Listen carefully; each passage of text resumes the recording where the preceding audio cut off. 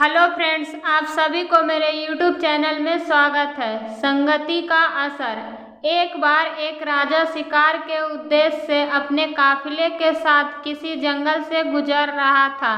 दूर दूर तक शिकार नजर नहीं आ रहा था। वह धीरे धीरे घनघोर जंगल में प्रवेश करते गए।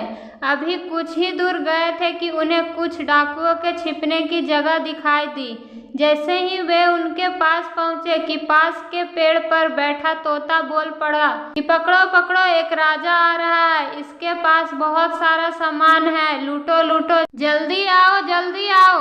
तोते की आवाज सुनकर सभी डाकू राजा की ओर दौड़ पड़े। डाकुओं को अपनी ओर आते देखकर राजा और उसके सैनिक दौड़कर भाग खड़े हुए। भागते भागते कोसों दूर निकल गए। सामने एक बड़ा सा पेड़ दिखाई दिया। कुछ देर सुस्ताने के लिए उस पेड़ के पास चले गए। जैसे ही पेड़ के पास पहुंचे कि उस पेड़ पर बैठा तोता बोल पड़ा, आओ राजन, हमारे साधु महात्मा की कुटिया में आपका स्वागत है। अंदर आइए, पानी पीजिए और विश्राम कर लीजिए। तोते की इस बात को सुनकर राजा हैरत में पड़ गया और सोचने लगा कि एक ही जाति के दो प्राणियों का व्यवहार इतना अलग अलग कैसे हो सकता है।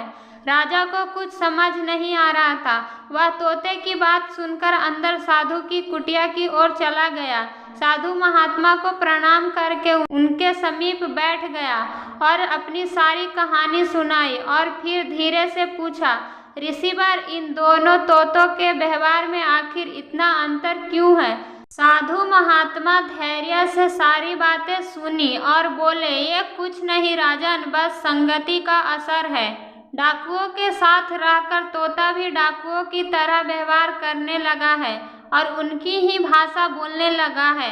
अर्थात जो जिस वातावरण में रहता है वह वैसा ही बन जाता है। कहने का तात्पर्य यह है कि मूर्ख भी विद्वानों के साथ रहकर विद्वान बन जाता है, और अगर विद्वान भी मूर्खों के संगत में रहता है तो उसके अंदर भी मूर्खता आ जाती है।